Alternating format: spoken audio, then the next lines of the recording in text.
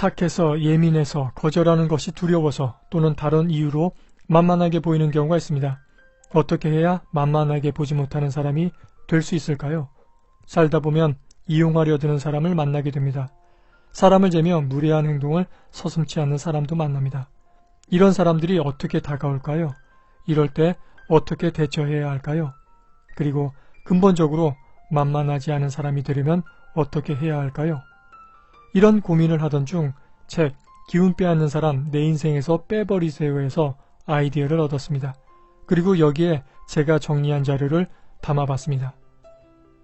착한 것은 약한 것이 아닙니다. 지금부터 착하면서도 만만하지 않은 사람이 되는 6가지 방법에 대해 말씀드리도록 하겠습니다. 1. 가능한 분명하고 정확히 말하자. 분명하고 정확하게 말하면 철저하다는 인상을 줍니다. 철저하면 일단 상대방도 경계합니다. 쉽게 보이지 않기 때문입니다. 일과 관련해서는 자기 일, 업무를 잘 파악할수록 분명하고 정확하게 말하기 쉽습니다.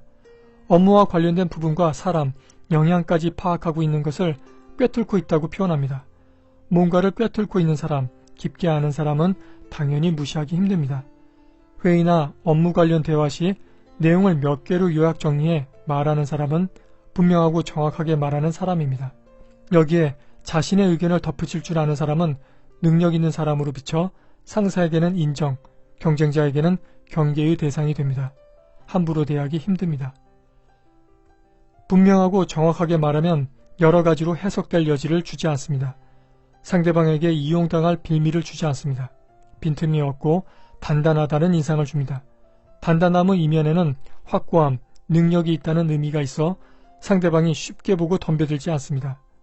단, 여유 있고 느긋한 표정과 자세라면 좋겠지만 얼굴에 당하지 않겠다는 인상이 가득하거나 실수할까봐 초조한 인상을 띈다면 초짜라는 인상을 주어 무시하는 투로 나올 수 있습니다. 하지만 그래도 분명하고 정확하게 말하는 것이 이익입니다. 어색하거나 익숙하지 않을 땐 그것이 말과 행동에 나타납니다. 숨기기 어렵더라도 계속 반복하면 여유와 힘이 생깁니다. 처음엔 누구나 실수합니다. 나이에 상관없이 몸에 익지 않으면 언제든 실수할 수 있습니다. 너무 개의치 마십시오. 계속 자신의 행동을 유지하면 무시하는 투도 대부분 들어갑니다. 무시하게 되는 계기는 자신의 행동을 유지하지 못할 때 일어납니다. 단단함이 사실은 약해서 그렇게 꾸민 것으로 드러나기 때문에 속살이 드러난 그 약함을 파고듭니다. 자신의 행동을 유지하지 못하는 이유는 마음이 약해서, 계속 요청하니까 미안해서, 동정심 때문에, 거절한다는 죄책감 때문에 그럴 수 있습니다. 상황을 객관적으로 보지 않고 개인의 감정으로 해석하기 때문에 이런 일이 벌어지곤 합니다. 일과 감정을 구분 못하면 일과 인생에 큰 상처를 줄 수 있습니다. 일은 일로 대하며 깔끔하게 풀어야 서로에게 좋습니다. 식당에서 주문하거나 원하는 것을 물을 때 아무거나 라고 말하는 분들이 있습니다. 관심이 없을 때도 이렇게 말할 수 있지만 자기 주장이 없거나 거절을 힘들어하거나 다른 의견을 내는 것이 어려운 사람, 남의 의견을 더 생각하는 사람일 경우 아무거나 라고 표현하는 경우가 많습니다. 이 경우 다른 사람에게 약하다는 인상을 줍니다. 이것이 발단이 되어 무시하는 행동을 불러들이기도 합니다. 거절 표현이 힘든 분, 자기 주장이 어려운 분들에게 부담이 적은 연습 방법으로 식당에서 주문할 때 아무거나 대신 자신의 의견을 말하는 연습을 권하는 책이 있습니다. 무시당하는 것을 방지하면서 분명한 자기 주장을 할 수 있도록 돕기 때문입니다. 자기 주장이 있다는 것은 당당하다는 의미입니다. 거절할 수 있다는 것은 분명하다는 것을 의미합니다. 이런 사람은 쉽게 보지 않습니다. 거절을 표현할 경우에는 더욱 분명하고 정확하게 말해야 합니다. 그렇다고 상대방의 감정을 상하게 하거나 예의 없이 말하라는 것이 아닙니다. 이렇게 하지 않고도 전달할 수 있습니다. 재치 있게 말하며 거절 표현을 할 수 있습니다. 미안한 표정을 지으며 또는 상대방을 위로하며 자기 힘으로는 어쩔 수 없다는 말을 전하기도 합니다. 거절할 때뿐만 아니라 분명하고 정확하게 표현할 때도 이렇게 하면 미움받지 않으면서 사람들과 원만하게 지낼 수 있습니다. 차가울 필요 없습니다. 정확하게 전달하고 감정이 흔들리거나 우유부단하게 결정을 번복하지 않으면 됩니다. 사정하더라도 바꾸지 않는 것이 좋습니다. 사정하면 받아준다는 것을 악용하는 사람들이 있기 때문입니다. 만일 그때는 해줬는데 지금은 왜 안 되느냐고 한다면 이때부터는 상대를 적으로 간주하며 객관적으로 대하는 것이 좋습니다. 내 호의를 자신의 권리로 여긴다는 신호를 잡았기 때문입니다. 이런 사람들은 그땐 해줬는데 지금은 왜 안 되느냐, 사람이 달라졌네, 일관성이 없네라며 어처구니 없는 이유를 들기도 합니다. 그런데 이런 말을 들으면 내가 흔들리며 양심의 가책을 느끼는 현상이 벌어지기도 합니다. 이게 더 어처구니 없는 현상이 아닐까요? 호의를 받는 입장에서 이런 말이 나온다면 호의를 권리로 여기는 상태라고 보시면 됩니다. 호의는 내 자유의지로 했을 뿐 호의를 계속해야 할 의무는 없습니다. 일관성을 지킬 필요도 없습니다. 그리고 못하는 이유를 설명한 의무도 없습니다. 이것은 원칙의 문제가 아니기에 일관성 없는 행동이라 자책할 필요도 없습니다. 제가 왜 계속 들어드려야 하죠? 라고 반문하거나 그땐 그때고 지금은 지금이죠 라며 대답해도 됩니다. 그냥 안 됩니다 라고 해도 됩니다.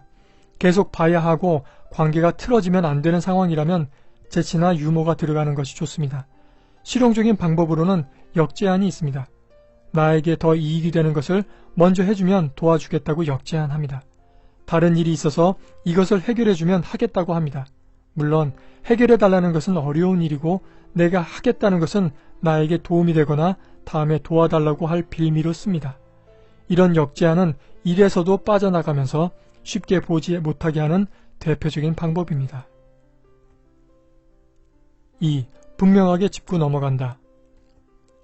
상대방이 애매하거나 비꼬는 말을 할 경우 상대가 했던 말을 조목조목 따지고 어떤 의도로 말한 것인지 진지하게 묻는 것도 좋습니다. 책은 이를 말뜻을 분명하게 짚고 넘어가 빈틈을 주지 않기 위해서라고 말합니다. 이런 행동은 상대방에게 쉽지 않은 사람이란 인상을 줍니다. 까칠하다, 깐깐하다는 인상도 줍니다. 무례한 행동일 경우에는 즉각적인 반경 용도로 사용할 수 있습니다. 책에서 제시한 표현은 그러니까 말하려는 뜻이 라고 말하는 것입니다. 이렇게 물으면 상대방은 농담이라거나 비판하는 반응을 보일 수 있습니다. 이럴 때는 그냥 궁금해서요 라고 대답하면 됩니다. 왜 이렇게 진지해? 라고 반응하면 진지한 건가요? 궁금한데 말씀해 주시겠어요? 정도의 표현이 떠오르네요. 따지고 까칠하면 불이익을 받는다고 생각하시는 분들이 계십니다. 나에게 누군가 따지고 까칠하게 군다면 기분이 나쁠 것입니다. 기분이 나빠진 사람이 잘 대해주지는 않겠지요. 그런 사람들이 많아진다면 자신은 소외될 수 있습니다. 따지고 까칠할 상황과 그렇지 않은 상황을 구분하는 것이 중요합니다. 상대방의 감정에 내 말투와 행동이 어떤 영향을 주는지 이해하는 것이 필요합니다. 공과 사를 구분하고 원칙에 따라 할 경우에는 이해되지만 상대방의 감정을 고려하지 않은 채 매사에 따지고 까칠하다면 직장 생활에서는 어려움이 발생할 수밖에 없습니다. 3. 무례한 행동에 반응하기. 무례한 행동에 반응하지 않으면 지금은 편할지 모르지만 다음에는 더 큰 무례를 불러올 수 있습니다. 약한 강도의 무례한 행동을 상대방이 실수를 했다고 생각하거나 유머나 농담 정도로 넘기기도 합니다. 뭐 이런 것에 화를 낸다는 것이 속 좁은 사람처럼 느껴지고 민망하기도 해서 그냥 웃으며 받아주는 척하는 경우도 있습니다. 그럼 상대는 어떻게 행동하나요?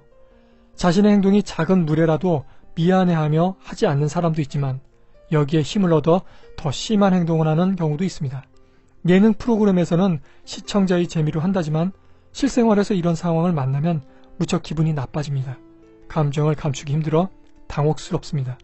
즉, 약한 강도로 하는 무례한 행동이 간을 보는 행동일 수 있다는 점에 유의해야 합니다. 일부러 하는 것이지요. 상대의 반응을 보고 다음 행동을 취하는 것입니다. 말을 얼버무리거나 피하려는 자세로 대하면 상대방은 내가 약하다고 느끼게 됩니다. 처음에 품었던 경계는 풀고 편하게 대해도 된다고 판단합니다. 내가 공격해도 반격이 크게 두렵지 않을 때의 심리입니다. 편하게 생각하다 보면 가끔 자기도 모르게 쉽게 대하거나 무리하게 대하기도 합니다. 그런데 이때 반응하지 않으면 내가 어떻게 해도 가만히 있는 사람, 반격하지 않는 착한 사람, 내 부하 정도로 생각할 수 있습니다. 이런 표현을 한다는 것이 참 민망합니다. 하지만 실제로 많은 사람들에게 있는 본능이 아닌가 싶습니다. 다만 이것을 이성적으로 하지 말아야 할 일로 생각해 삼가하는 분이 있는가 하면 그냥 해버리는 나쁜 사람이 있다는 것이 문제입니다. 물론 민감하게 반응하면 분위기를 망칠 수 있어 한두 번 참을 수 있습니다. 그러나 도에 넘거나 처음부터 기선을 제압해야겠다고 생각이 들면 약한 정도의 무례한 행동이더라도 반격하는 것이 좋습니다.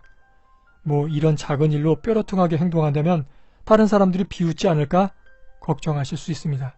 이 경우 반격의 강도를 다르게 하면 됩니다.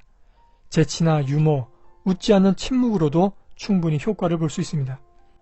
재치나 유머는 분위기를 망치지 않으면서 할 수 있으므로 반격을 무조건 무겁고 험악하게 생각지 않으셨으면 합니다.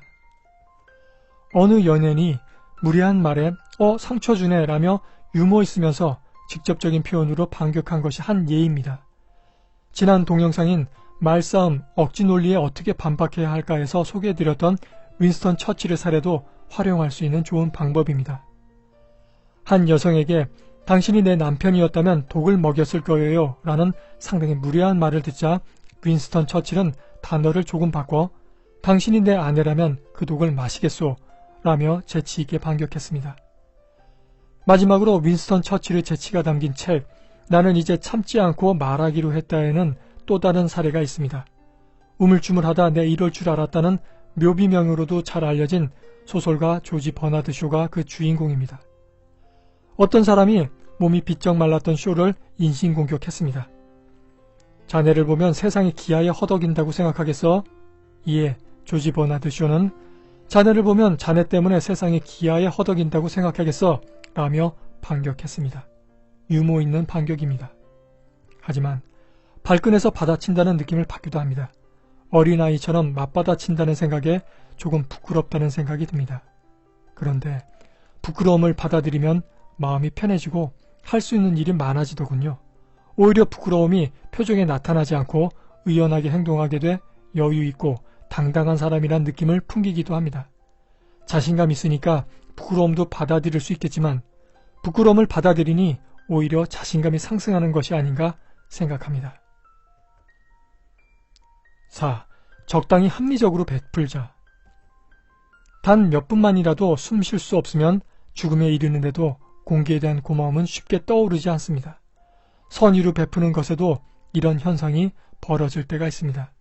원인은 무한정하기 때문에 발생하지 않나 싶습니다. 때론 도움을 받는 사람이 자신의 권리인 양 행동하는 모습에 배신감마저 느낍니다. 몰라서 그럴 수 있지만 계속 끊임없이 빼먹으려고 이런 파렴치한 행동을 하는 경우도 있더군요. 이런 문제를 막는 해결책은 나를 먼저 생각하며 계획을 짜는 것입니다. 착한 분들은 먼저 남을 생각하며 계획을 잡곤 합니다. 그러다 선을 넘어 크게 부담스러운데도 말도 못하고 꾸역꾸역 해냅니다. 그런데 상대방은 감당할 만하니까 하나보다 정도로 생각합니다. 이런 생각에 다음엔 더 큰 것을 부탁하죠. 물건을 깎다 보면 더 낮출 수 있을 것 같아 한 번 더 깎는 것처럼요. 책은 적당히 합리적으로 베풀라고 당부합니다. 나를 먼저 생각하며 계획을 잡으면 많은 문제가 해결될 수 있습니다. 즉, 내 스케줄을 보고 도울 여유가 있다면 하는 것이지 이미 약속한 것을 깨면서까지 해서는 안 된다는 것입니다. 이것의 바탕은 돕겠다는 이타적인 마음에서 출발한 것입니다. 내 능력과 생활, 가족까지 고려했을 때 가능하다면 돕는 것이고 힘들다면 베풀 수 없는 것입니다. 베풀지 않았다고 비난할 이유도 없고 상대방에게 미안해하거나 죄책감을 느낄 필요도 없습니다. 무리하게 베풀면 자신은 힘들고 지칩니다. 때론 상당한 위험에 처하기도 합니다. 그러나 상대방은 그것을 모릅니다. 상대방을 탓할 수도 없는 것이 그런 결정은 내가 했기 때문입니다. 서로 만족하면서 나도 즐거우려면 자신만의 원칙을 세워 적당히 합리적으로 베푸는 것이 좋습니다. 안 되는 것에는 거절할 줄 알아야 합니다. 5. 왜 만만하게 대하는지 파악하자. 지금까지 만만하게 보이지 않는 행동에 대해 알아봤습니다. 어떻게 말하고 어떻게 행동하는 것이 좋은지에 대한 이야기였습니다. 하지만 근본적인 해결책으로는 부족하다고 느껴집니다. 그 원인을 파악해 바꾸는 작업이 필요합니다. 왜 상대방이 나를 만만하게 대할까요? 예민한 성격, 거절할 줄 모르는 성격, 다른 사람의 부탁을 들어주지 못했다는 것에 대한 죄책감이 원인이라면 많은 심리학 서적을 통해 해법을 찾을 수 있습니다. 긍정적이었던 경험 떠올리기, 장점 생각하기, 거절은 나를 여유롭게 하고 상대도 거절을 예상하고 했다는 점만 기억해도 편해질 수 있습니다. 두려움이 문제라면 상대방의 이 두려움을 이용해 겁을 주었다가 안심시키는 수법으로 나를 놀라게 했다가 안심시켜 경계심을 풀게 해 이용한다는 점만 알아둬도 대처 능력을 높일 수 있습니다. 책에서도 말하듯이 두려움을 피하기만 해서는 안 되고 어떤 종류의 두려움을 느끼는지 파악해 대처 방법을 세우는 것이 좋습니다. 이런 과정을 책은 호기심 있게 바라본다고 표현합니다. 이런 생각으로 살피면 조금은 부담이 덜할 수 있으리라 생각합니다. 원인에 대한 대책을 찾으면 자기 존중감이 생길 수 있습니다. 외모, 옷차림, 태도도 좀 더 좋은 방향으로 가꿀 수 있게 됩니다. 당당한 모습을 보이면 자신감도 생기고 주변 사람들에게도 존중받는다고 책은 강조합니다. 6. 재능과 잠재력을 키우자. 책은 먼저 자신의 재능과 잠재력을 인정하는 법을 배우라고 당부합니다. 이미 가지고 있는 재능과 잠재력으로도 충분히 자신감을 회복할 수 있다는 설명입니다. 단점만 보는 것이 아니라 장점을 보면서 긍정적인 생각을 채우면 자신감도 높아집니다. 용기가 생깁니다. 자신감이 높아지면 당당해져 만만하게 보이지 않게 됩니다. 저는 여기서 더 나아가야 한다고 생각합니다. 기존에 가지고 있던 재능과 잠재력을 키우고 새로운 것과의 접촉도 늘리는 것입니다. 마음속에 도전이 자리 잡으면 활동적이 됩니다. 성격에도 긍정적인 영향을 끼칩니다. 활동적이면 스트레스를 받더라도 풀 경로가 다양하게 생깁니다. 두려움을 마주할 용기가 생기고 개선할 방법을 찾는데도 유리합니다. 활동이 많아지면 시간 관리에도 신경 쓰게 되고 결과물에 대한 평가를 하면서 다양한 경험이 쌓입니다. 이러한 경험은 인생에서 소중하게 쓰일 수 있는 자원이자 무기가 됩니다. 또한 경험은 시장 조사와 같아 다른 사람이 가지지 못한 정보를 얻을 수 있게 됩니다. 이것이 결국 능력이 되어 자신감을 높이고 강한 사람으로 탈바꿈하게 되는 것입니다. 만만하지 않은 사람을 넘어 강한 사람이 되는 것입니다.